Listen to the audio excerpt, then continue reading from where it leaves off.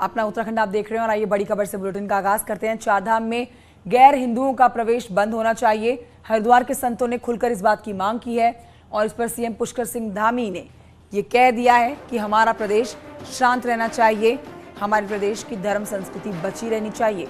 CM ने कहा कि सरकार इसके लिए वेरिफिकेशन ड्राइव चलाएगी और कोशिश करेगी कि जो बिना वेरिफिकेशन के रह रहे हैं उनका वेरिफिकेशन हो। इस तरह के लोग उत्तराखंड में ना आए।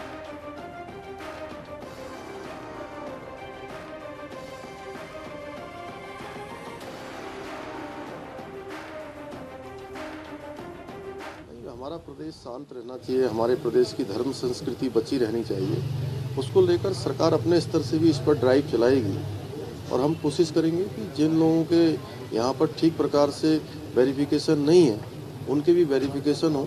कोई इस प्रकार के व्यक्ति उत्तराखंड के अंदर ना आए जिनके कारण से यहाँ पर स्थिति खराब हो। लैंसडाउन से बीजेपी विधायक दिलीप रावत ने मुख्यमंत्री के फैसले को सही बताया। दिलीप रावत का कहना है कि ऐसे लोगों को उत्तराखंड में जमीन खरीदने पर भी रोक लगानी चाहिए, वहीं किराए पर मकान भी नहीं मिलना चाहिए। दिलीप रावत का कहना है कि यूपी से आकर ऐसे लोग ऐसा करने वाले लोगों पर रोक लगनी ही चाहिए। देखिए, जो हमारी सरकार है और माननीय मुख्यमंत्री जी ने कहा है कि बिना वेरिफिकेशन के कोई यात्रा पे नहीं जाना चाहिए, बिल्कुल सही कहा है। और मैं तो यहाँ तक कहता हूँ कि पूरे उत्तराखंड में बिना वेरिफिकेशन के किसी आदमी को ना तो ज़मीन मिलनी चाहिए और न कोई किराए पे मकान मिलना चाहिए।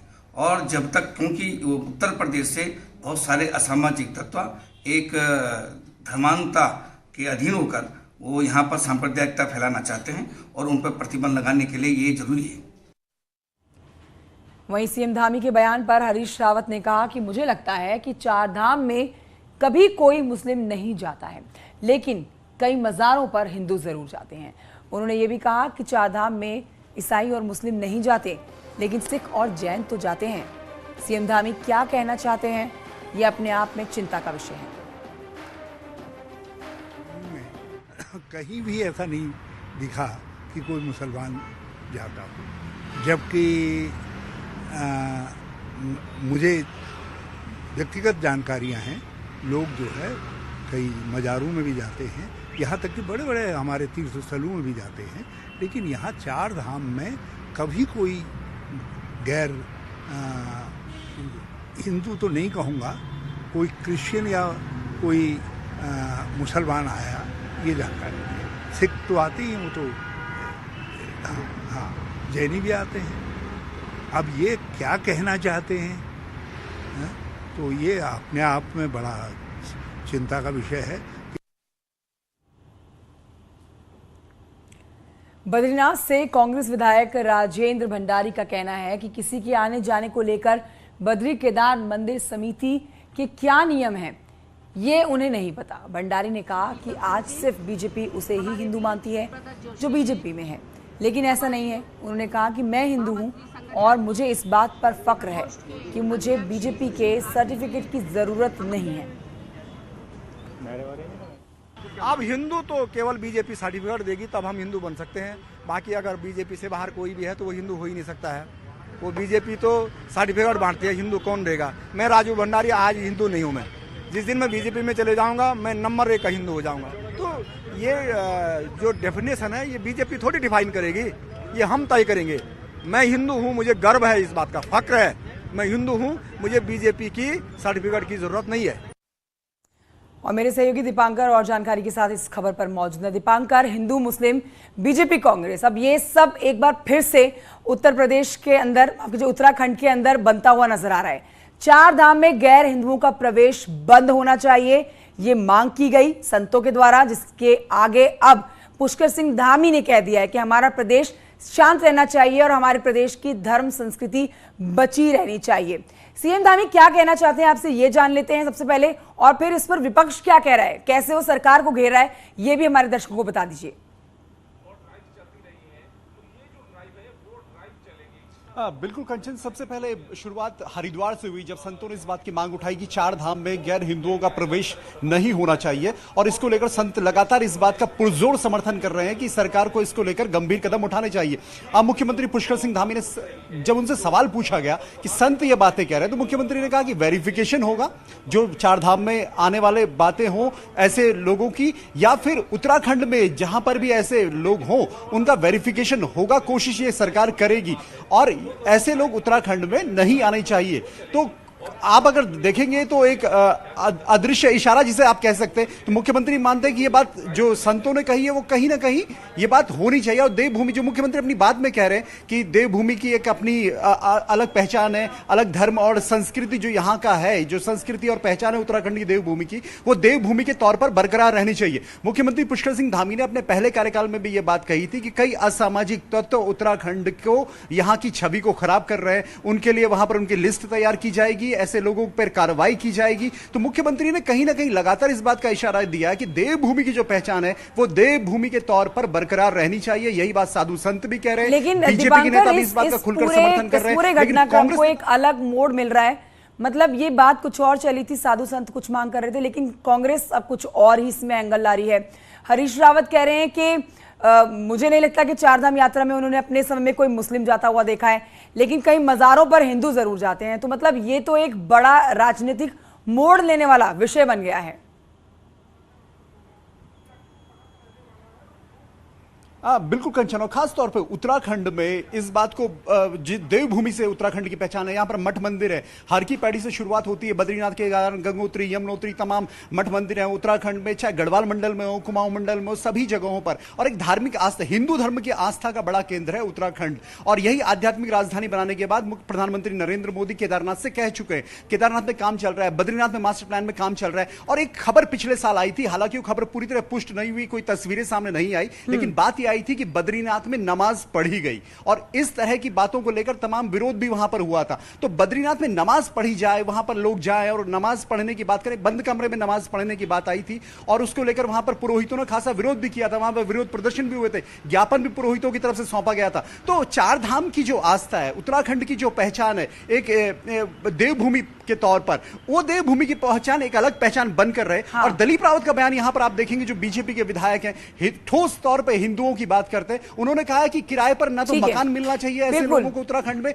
और ना ऐसे लोगों को जमीनें मिलनी चाहिए उत्तराखंड में। और ये उत्तर प्रदेश से खास लोग आ रहे हैं जो यहाँ पर माहौल बिगाड़ रहे हैं। पर यहाँ पर समझा जा सकता है कांग्रेस इस पूरे मुद्दे को एक अलग एंगल में लेकर जाती हुई नजर आ रही है। दीपांकर, शुक्रिया आपका जानकारी के लिए। उधर अपने दर्शकों को बताते हैं कि भारत में हिंदू इष्टनिंदा कानून लागू करने की मांग को लेकर विश्व हिंदू सुरक्षा बल से जुड़े लोग सड़कों पर उतरते हुए नजर आ रहे हैं। आपको हम बता देते हैं कि विश्व हिंदू सुरक्षा बल ने प्रधानमंत्री नरेंद्र मोदी को चिट्ठी लिखकर देश में हिंदू ईश निंदा कानून लागू करने की मांग की है। विश्व हिंदू सुरक्षा बल का मानना है कि देश भर में जिस तरह से हिंदुओं के त्योहारों को साजिश के तहत खत्म करने की कोशिशें की जा रही हैं, और जिस तरह से हालात बदलते जा रहे हैं, और हाल ही में दिल्ली, रुड़की और अन्य जगहों पर भी हनुमान जयंती के मौके पर पथराव होता हुआ देखा गया है, तो ऐसी स्थितियों को देखते हुए ये कानून लागू होना जरूरी है। और इसके लिए मांग की जा रही है कि कानून के तहत कोई भी व्यक्ति हिंदू धर्म परिवर्तन करने या मंदिरों मठों में हमला के साथ किसी भी प्रकार की साजिश अगर करेगा तो उसके खिलाफ कठोर कानून होगा, उसमें मृत्यु दंड का प्रावधान भी होगा। भारत में जो भी हिंदुओं द्वारा कार्यक्रम आयोजित किए जा रहे हैं, धार्मिक कार्यक्रम, उसमें जिस तरह से पथराव कर रही हैं, अस्त्र बलों का प्रयोग कर रही हैं, इसलिए इनको सजा, इनके ऊपर कठोर से कठोर कानून बनना चाहिए। उसके लिए हमने भारत सरकार से मांग किया कि भारत में हिंदू इस निंदा कानून लागू हो, जिसके तहत वेदों, भगवद गीता, गुरु ग्रंथ साहब पर अभद्र टिप्पणी, बेअदबी और जो मंदिर, मूर्ति, गुरुद्वारों को तोड़ने, खंडित करने, दूषित करने, हिंदू, सिख, बौद्ध, जैन का धर्मांतरण करने पर मृत्यु दंड का प्रावधान होना चाहिए। ये हम मांग भारत सरकार से कर रहे हैं। सीधे रुख करते हैं सत्येंद्र बर्तवाल की तरफ। मेरे सहयोगी देहरादून से फोन लाइन पर मौजूद हैं। सत्येंद्र बर्तवाल, ईश निंदा कानून पहले बताइए है क्या, और इसके तहत क्या मांग की जा रही है पत्र लिखकर प्रधानमंत्री से? क्योंकि जो कुछ दिन पहले अब लगातार जो घटनाएं घटी, चाहे दिल्ली की बात करें, चाहे रुड़की की बात करें, जो हिंदू के त्योहारों पर लगातार जो हमले हुए, उसको लेकर अब विश्व हिंदू सुरक्षा बल के से जुड़े जो लोग हैं, उन्होंने एक मांग रखी है, जिसको लेकर उन्होंने प्रधानमंत्री नरेंद्र मोदी को भी पत्र लिखा है और उन्होंने हिंदू ईसा निंदा कानून बनाने की यहाँ पे मांग की है। और उनका साफ तौर पे कहना है कि जिस तरीके से जो मुस्लिम कंट्री है, मुस्लिम कंट्री में अगर किसी भी प्रकार की उनके धर्म ग्रंथों या किसी भी उनके जो धर्म ग्रंथों पर कोई भी टिप्पणी करता है तो उनको लेकर एक सख्त कानून है, यहाँ तक कि मृत्यु दंड का वहाँ पे कानून है। उसी तर्ज पे देश में भी यानी भारत में भी हिंदू ईसा निंदा कानून बनना चाहिए। इस कानून के अनुसार अगर कोई भी व्यक्ति जो हिंदू के त्योहार हैं या हिंदू के मठ मंदिर या किसी भी धार्मिक ग्रंथ को लेकर कोई अभद्र टिप्पणी करता है या उस ग्रंथ को क्षति पहुंचाता है तो उसके खिलाफ इस कानून के तहत मृत्यु दंड की सजा की मांग इन लोगों ने की है। जी ठीक है, शुक्रिया आपका सत्येंद्र बर्थवाल जानकारी के लिए। और अब आपको बताते हैं, हनुमान जन्मोत्सव के दिन रुड़की के भगवानपुर में हुए बवाल पर सीएम धामी सख्त नजर आ रहे हैं। सख्त आदेश उन्होंने दिए हैं। सीएम धामी ने कहा है कि देवभूमि में दंगा और अतिक्रमण बर्दाश्त नहीं किया जाएगा। धार्मिक उन्माद फैलाने और उपद्रव करने वालों के लिए भी यहाँ कोई जगह नहीं है। सीएम ने कहा कि ऐसे मामलों में सख्ती से कानून अपना काम करेगा। देखिए, हमारा प्रदेश बहुत शांत प्रदेश है, धर्म और संस्कृति का केंद्र है। यहाँ पर अतिक्रमण के लिए कोई स्थान नहीं है, यहाँ पर सरकारी भूमि पर कब्जे के लिए कोई स्थान नहीं है। दंगा करने वाले, फसाद करने वाले या अनावश्यक रूप से धार्मिक उन्माद फैलाने वाले, उपद्रव करने वालों के लिए भी कोई स्थान नहीं है। हमने कहा है कि कल भी जो घटना हुई है उस पर ठीक प्रकार से जांच हो, सख्ती से जांच हो। जहाँ पर भी इस प्रकार की चीज़ें आएंगी वहाँ पर सख्ती से कानून अपना काम करेगा।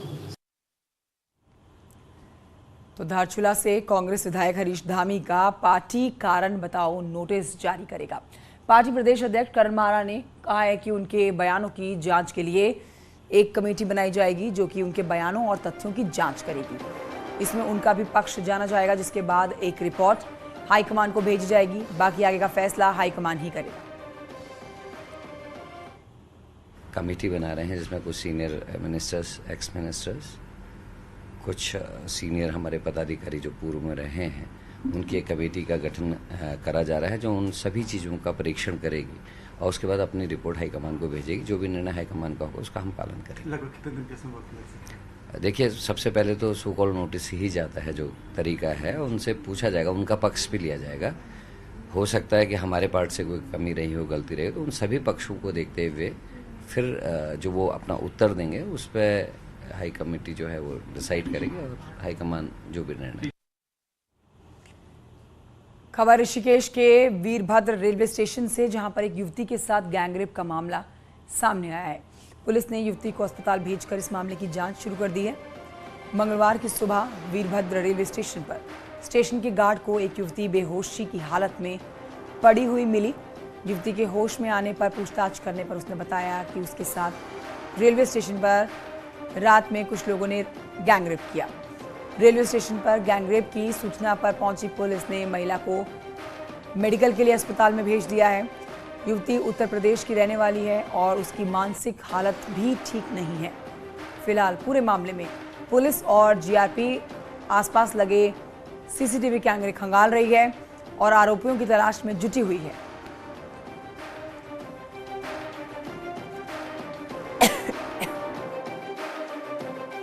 आई थी स्टेशन मास्टर वीरभद्र की तरफ से कि एक महिला जो कि मूर्छित, लगभग अर्ध मूर्छित या नशे की हालत में है और यहाँ पर काफ़ी देर से देखी जा रही, लगभग 1-1.5 घंटे से। तो इस पर हम क्विक यहाँ पर पहुँचे हैं तो महिला से बात करने की कोशिश की है। उन्होंने अपना माताजी का नंबर दिया घर का, तो उनकी माताजी से बात हुई थी हमारी फ़ोन पे, तो उन्होंने बताया कि ये थोड़ा सा दिमागी रूप से थोड़ा अस्वस्थ है, जिनका कि रामपुर में इलाज चल रहा है। बीए फाइनल ईयर के स्टूडेंट हैं ये और ये अक्सर घर से निकल जाती हैं, तो इनके घर वालों को इन्फॉर्मेशन दे दी गई है और फिलहाल इनको 108 के माध्यम से सरकारी अस्पताल भिजवाया जा रहा है थोड़ा ट्रीटमेंट के बाद, और इनके घर वालों के आने के बाद सारी स्थिति साफ हो पाएगी। उसके बाद ही हम आपको इसके आगे की कार्रवाई करके बताएंगे। खबर टिहरी के अखोड़ी इलाके से है, जहां पर आदमखोर गुलदार का आज अंत हो गया। आदमखोर गुलदार को मारने के लिए तैनात शिकारियों की टीम ने आदमखोर को मार गिराया है। हम आपको तस्वीरें भी दिखा रहे हैं और बता दें कि गुलदार ने अखोड़ी में 16 अप्रैल को 7 साल के एक बच्चे को अपना निवाला बनाया था, जिसके बाद से लोग गुलदार को मारने की मांग कर रहे थे। गुलदार के बच्चे को निवाला बनाने के बाद से वन विभाग ने उसे आदमखोर घोषित कर दिया था और आदमखोर गुलदार मारने के लिए शूटर्स तैनात किए गए थे।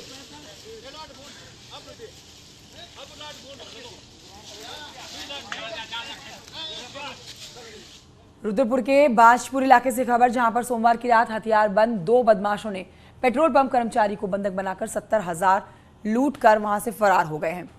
लूट का पता सुबह तब चला जब लोग पेट्रोल भरवाने पहुंचे और ऑफिस में बंधक बनाए गए कर्मचारी को मुक्त कराया गया। लूट की सूचना पर पहुंची पुलिस ने कर्मचारी से लूट की जानकारी ली और घटनास्थल का मुआयना किया। पुलिस सीसीटीवी कैमरे के आधार पर अब बदमाशों की तलाश में जुटी हुई है। स्वार दोराहा बॉर्डर पर एक पेट्रोल पंप है। पेट्रोल पंप में जो काम करते हैं कर्मचारी, उनके द्वारा ये सूचना दी गई कि आधी रात को 2 अज्ञात युवकों द्वारा पेट्रोल पंप में घुसकर, उनके कैबिन में घुसकर उनको थोड़ा बंधक बनाकर और तमंचा दिखाकर उनसे जो भी कैश वहाँ पर जमा था वो कैश लूट कर ले गए हैं। उनका चेहरा देखा नहीं जा सका है, चेहरे ढके हुए थे। तो गर्मी बढ़ने के बाद नैनीताल के जंगल आग से धधक रहे हैं। नैनीताल वन विभाग ने कई स्थानों पर आग लगी हुई जंगल की तस्वीरें दिखाई हैं, जिसमें कई हेक्टेयर तक वन संपदा अब तक जलकर राख हो चुकी है। पिछले 1 महीने में 15 घटनाएं आग लगने की सामने आ चुकी हैं। वन विभाग के आग पर काबू पाने के दावे भी यहां फेल साबित होते हुए दिख रहे हैं। आग की घटनाओं से पर्यावरण को भी नुकसान हो रहा है। धुएं से बीमारी का भी खतरा बना हुआ है। एक छोटा सा ब्रेक, जल्द लौटेंगे।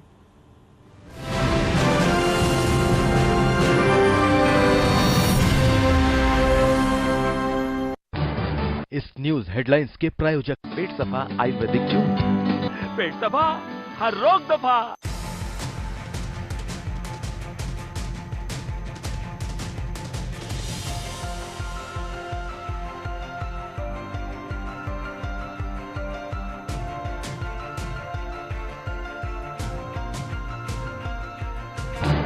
इस न्यूज हेडलाइंस के प्रायोजक पेट सफा आयुर्वेदिक जूस। पेट सफा, हर रोग दफा। आयोजन सरकार को योजनाओं के बारे में जानकारी दी, जरूरतमंदों को फ्री जांच और फ्री दवाएं दी। उत्तरकाशी के जिला कलेक्ट्रेट में साधु संतों ने जमकर हंगामा किया है। उन्होंने काशी विश्वनाथ मंदिर के महंत पर मंदिर से साधु संतों को हटाने का आरोप लगाया। हरिद्वार में सेवा समाप्त किए जाने पर आउटसोर्सेस कर्मचारियों में नाराजगी दिखी। कर्मचारी विभाग में समायोजन करने की मांग कर रहे हैं। अल्मोड़ा के चौखुटिया इलाके के 7 गांवों के ग्रामीणों ने मोबाइल नेटवर्क को लेकर अनशन शुरू किया है। नाराज लोगों ने संचार व्यवस्था शुरू करने की मांग की है। टिहरी में NH 94 पर बने नए स्लाइडिंग जोन का अभी तक ट्रीटमेंट नहीं हुआ है। पहाड़ से लगातार मलबा गिरने से भारी मुश्किलें हो रही हैं। बागेश्वर के शामा क्षेत्र में एक पिकअप गाड़ी हादसे का शिकार हो गई है, जिससे ड्राइवर और एक शख्स गंभीर रूप से घायल हो गए। STF और पिथौरागढ़ पुलिस ने फरार चल रहे 5,000 रुपए के इनामी बदमाश को शोएब को पंतनगर से गिरफ्तार किया है। खटीमा में वन विभाग ने बेशकीमती सागौन की लकड़ी से भरे ट्रक को पकड़ा है। हालांकि ड्राइवर समेत तस्कर मौके से फरार हो गए। आजादी के अमृत महोत्सव के तहत चमोली में भी स्वास्थ्य मेले का आयोजन किया गया, जिसमें लोगों का स्वास्थ्य परीक्षण किया। कैबिनेट मंत्री गणेश जोशी ने जीबी पंत यूनिवर्सिटी में गोविंद बल्लभ पंत की मूर्ति पर माल्यार्पण किया। साथ ही कुलपति और महाविद्यालयों की डीन के साथ बैठक की। श्रम मंत्रालय उत्तराखंड के असंगठित क्षेत्र के कामगारों और श्रमिकों का डाटाबेस तैयार कर रहा है, जिसके लिए ऋषिकेश में एक शिविर का आयोजन किया। कानपुर में अप्रैल महीने में गर्मी ने पिछले कई दशकों का रिकॉर्ड तोड़ा है। तापमान 40 डिग्री के पार पहुंचा है। आगरा में भी पड़ रही है तेज गर्मी, लोगों का हो रहा है बुरा हाल। तापमान 43.5 डिग्री सेल्सियस के पार पहुंचा है। मेरठ में भी पड़ रही है रिकॉर्ड तोड़ गर्मी, लोग आइसक्रीम और जूस का ले रहे हैं सहारा। गोरखपुर में भी 40 डिग्री के पार पहुंचा है पारा। भीषण गर्मी के साथ उमस भी लोगों को कर रही है परेशान। दिल्ली एनसीआर सहित गाजियाबाद में भी लगातार बढ़ रही है गर्मी, लोगों को हो रही है परेशानी। नेपाल में भी दिन को हो सकती है सरकारी छुट्टी। सरकार कर रही है विचार, पेट्रोल डीजल बचाने के लिए अनोखा प्लान तैयार कर सकती है। पीएम मोदी की चिट्ठी का पाकिस्तान के नए प्रधानमंत्री शहबाज शरीफ ने दिया जवाब। दोनों देशों के बीच शांति और सहयोग बढ़ाने पर दिया जोर। तुर्की के सबसे बड़े शहर इस्तांबुल में बड़ा धमाका, 10 लोग घायल, मौके पर दमकल की गाड़ियां मौजूद। रूस से जारी जंग के बीच यूक्रेन के राष्ट्रपति जेलेंस्की ने फिर भरी हुंकार। कहा अगले 10 सालों तक रूस से लड़ाई लड़ने को तैयार है यूक्रेन, एक एक इंच जमीन की करेंगे रक्षा।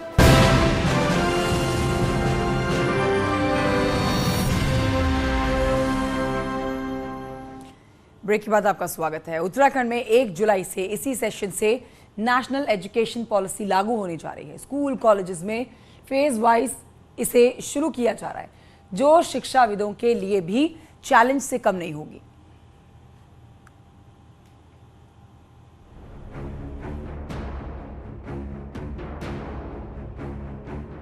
एक जुलाई से सभी स्कूल कॉलेज में नेशनल एजुकेशन पॉलिसी लागू होने जा रही है। सभी स्कूलों में प्राइमरी क्लास से ही बाल वाटिका के तौर पर इसे शुरू किया जाएगा। वहीं सेंट्रल यूनिवर्सिटी से एफिलिएटेड कॉलेज में तो एडमिशन के लिए एनरोलमेंट की प्रक्रिया भी शुरू कर दी गई है। कि नई शिक्षा नीति में 4 कंपोनेंट बहुत महत्वपूर्ण हैं। एक तो मातृभाषा में शिक्षा दी जाएगी, एक रोजगार परक शिक्षा दी जाएगी, एक सबसे महत्वपूर्ण कंपोनेंट उसमें यह है कि चॉइस बेस्ड और क्रेडिट बेस्ड शिक्षा दी जाएगी, कि बच्चे को अपने पढ़ाई के प्रति चॉइस करने का अधिकार रहेगा। वहीं एजुकेशन फील्ड से जुड़े लोगों का मानना है कि पहले सिर्फ किताबी ज्ञान को माध्यम बनाते हुए आकलन किया जाता था, लेकिन नेशनल एजुकेशन पॉलिसी समझ को प्राथमिकता देती है। नेशनल एजुकेशन पॉलिसी है, जो हमारी राष्ट्रीय शिक्षा नीति है, इसको चरणबद्ध तरीके से लागू करना है। पूर्व में हम सरकार के द्वारा इसको अंगीकृत कर लिया गया था कि इसको हम अपने प्रदेश में लागू करेंगे। जो आप जुलाई से बात कर रही हैं वो हम बाल वाटिका प्रारंभ कर रहे हैं, यानी कक्षा 1 के पहले की जो पूर्व कक्षाएं हैं वो हम संचालित करेंगे। और कहीं पर एक मूल ढांचे को भी चेंज करने की कोशिश की है कि जहां पर 10+2 का है उसकी जगह 5+3+3+4 का जो सिस्टम है उसको भी लाने की बात की गई है। बहरहाल उत्तराखंड में भी एनईपी को लेकर शिक्षा क्षेत्र से जुड़े लोगों में उत्साह है। ऐसे में बड़े बदलाव के साथ ही ये टीचर्स के लिए काफी चैलेंजिंग होने जा रहा है। न्यूज़ 18 के लिए देहरादून से भारती सकलानी की रिपोर्ट। खबर उधम सिंह नगर से है, जहां पर सरकारी स्कूलों के कायाकल्प करने की कसरत अब की जा रही है। सूरत बदलने के बाद सरकारी स्कूल प्राइवेट स्कूलों को टक्कर देते हुए नजर आ रहे हैं।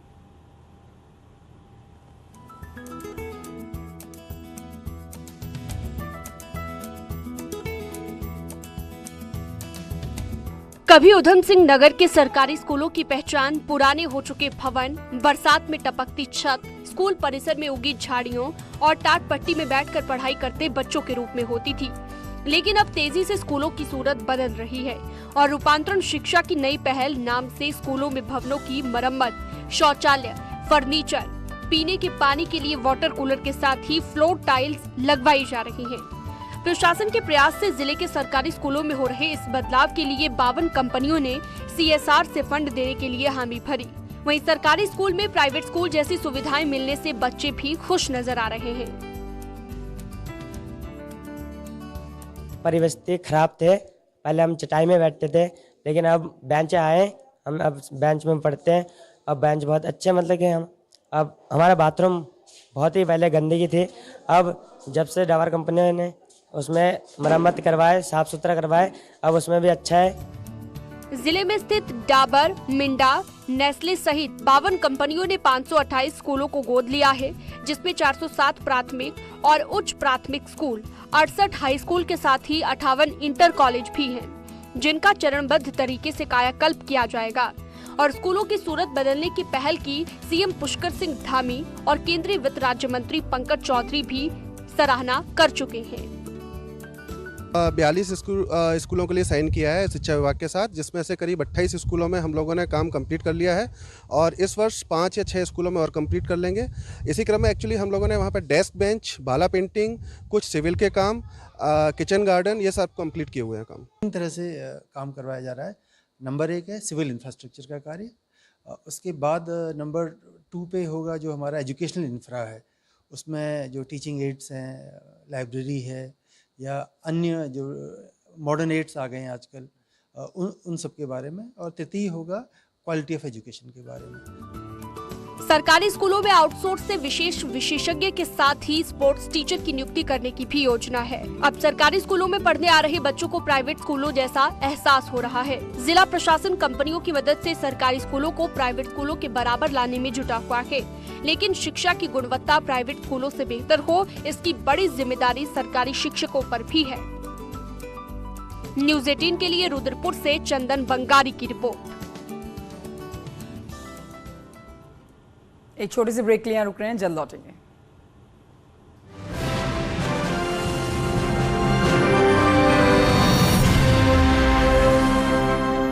मवेशी सहित